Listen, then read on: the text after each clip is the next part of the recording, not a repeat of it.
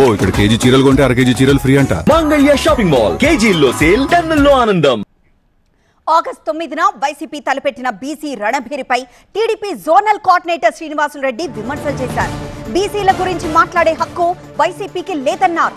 రాజకీయ ఉనికి కోసమే వైసీపీ బీసీ డ్రామా చేస్తుందన్నారు. కులాలు, మతాలు, వర్గాలు, ప్రాంతాల మధ్య వైసీపీ విభేదాలు సృష్టిస్తోందని మండిపడ్డారు. దీనిపై మరింత సమాచారం మా సీనియర్ కరెస్పాండెంట్ సుధీర్ అందిస్తారు. ఆగస్టు 9వ తేదీ వైసీపీ నేతలందరూ కూడా బీసీ నేతలంతా ముఖ్యంగా బీసీ గర్జన పేరుతో బీసీ సభ పెట్టబోతా ఉన్నారు. అయితే దీనికి సంబంధించి అసలు వైసీపీ నేతలు పెట్టబోయే ఈ బీసీ గర్జన మీద కూటమి నేతలు ఏమనుకుంటారనే దాన్ని మనతో మాట్లాడటానికి జోనల్ కోఆర్డినేటర్ శ్రీనివాస్ రెడ్డి మనతో ఉన్నారు. చెప్పండి, ఈ వైసీపీ బీసీ నేతలు పెట్టే బీసీ గర్జనను ఎలా చూడాలి? బీసీల గురించి మాట్లాడే పేటెంట్ రైట్ ఒక తెలుగుదేశం పార్టీకే ఉంది. తెలుగుదేశం పార్టీ అన్న ఎన్టీఆర్ 83లో స్థాపించినప్పుడు బీసీలకు రాజ్యాధికారం తీసుకొచ్చిన నాయకుడు ఎన్టీ రామారావు గారు.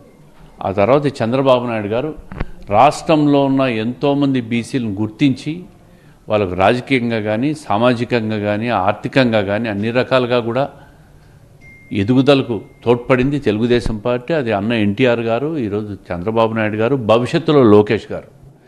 వైసీపీ ఉనికి కోసం బీసీ డ్రామాలు ఆడుతోంది. 5 సంవత్సరాల అధికారం ఇచ్చినప్పుడు ఆర్థికంగా ఎదుగుదల కోసం బీసీలకు ఏమి చేశాడు జగన్మోహన్ రెడ్డి గారు అని నేను అడుగుతున్నా.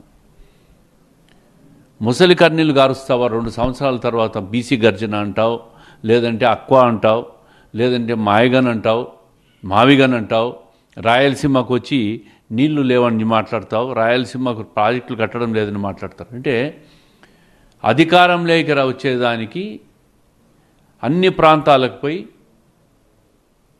కులాలు, మతాలు, ప్రాంతాలు, వర్గాల విభేదాలు సృష్టించేదానికి వైఎస్ఆర్ కాంగ్రెస్ పార్టీ వ్యూహం ఇది.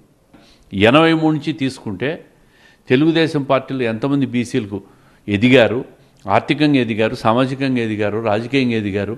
మీరు 83 నుంచి మీరు కాంగ్రెస్ పార్టీ కానీ వైఎస్ఆర్ కాంగ్రెస్ పార్టీ అధికారంలో ఉన్న సమయంలో ఏం చేశారనే దానికి ఒక డిబేట్ పెట్టమని చెప్పండి. అంతేగాని ఎక్కడికో పోయి గర్జనలు పెడతాం, అవి పెడతాం, ఈ పెడతామని చెప్పి ముసలిగా నీళ్ళు గార్చుకుంటా ఉంటే నమ్మేదానికి ప్రజలు లేరు. ఉప ముఖ్యమంత్రి పదవి ఇస్తానే బీసీలకు అంతా చేసినట్టు కాదు. ఆ రకంగా రాజకీయంగా ఆలోచిస్తే ఎర్రంనాయుడు గారు ఎప్పుడో కేంద్రంలోని మంత్రి అయినాడు, కేంద్రంలో క్యాబినెట్ మంత్రి అయినాడు ఎర్రంనాయుడు గారు. ఆ విధంగా ఎంతోమంది కేంద్రంలో మంత్రులను చేసిన ఘనత తెలుగుదేశం పార్టీది. ఈరోజు వీళ్ళేదో ఒక ముఖ్యమంత్రి ఉప ముఖ్యమంత్రి పదవి ఇచ్చేసి మేమే చేసినామని చెప్తే ప్రజలు నమ్మేదానికి లేరు. శ్రీ అప్పర్రాజు శ్రీకాకుళంలో మోటార్ సైకిల్ మీద కొడుకు కొట్టాడు. చట్టం ప్రకారం చట్టం తన పని తాను చేసుకొని పోతుంది. సాక్షులను తారుమారు చేసే ప్రయత్నం ఆయన ఎందుకు చేశాడని చెప్పి ప్రజలందరూ ఈరోజు మాట్లాడుతూ ఉంటారు. ఏం అవసరం వాళ్ళకు? ఎందుకు ఇట్లాంటి చేస్తూ ఉంటారు అరాచకాలు ఇవన్నీ కూడా? వైఎస్ఆర్ కాంగ్రెస్ పార్టీ వాళ్ళను ఏ వర్గము, బీసీలే కాదు, ఎస్సీలు కాదు, ఏ వర్గం కూడా వైఎస్ఆర్ కాంగ్రెస్ పార్టీని ఇంకా నమ్మరు. ఇది బీసీ గర్జనపై బీసీలంటే టీడీపీనే బీసీలను ఆదుకుంది. ఎన్టీఆర్ హయాం నుంచి ఇప్పుడు చంద్రబాబు హయాం కాక రేపు రాబోయే లోకేష్ తరం కూడా మొత్తం బీసీల మీదే బీసీలని ముందుతాటి మీదకి తీసుకెళ్ళడానికి సిద్ధంగా ఉన్నారు. వైసీపీ చెప్పే అబద్ధాలను ఏ బీసీ నమ్మడు, బీసీనే కాదు ఎవరు కూడా, ఏ కులం వాళ్ళు కూడా వైసీపీని నమ్మే పరిస్థితులు లేదని చెప్పేసి యూనివర్సిటీ చెప్తా ఉన్నారు. Camera person Rajasekhar, TV 9 Kadapa.